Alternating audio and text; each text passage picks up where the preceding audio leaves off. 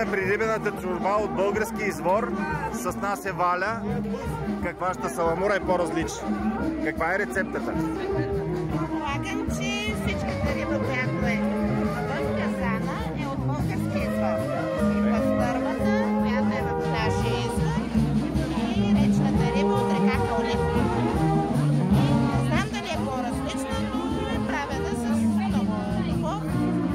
И рибата преди слагане в казана се запича на почва или гьол на дърва.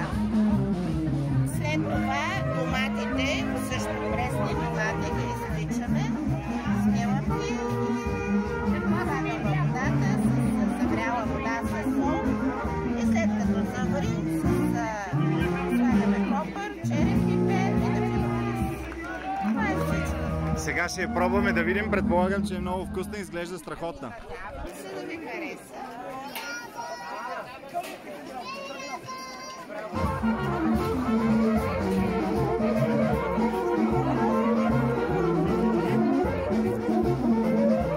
Благодаря.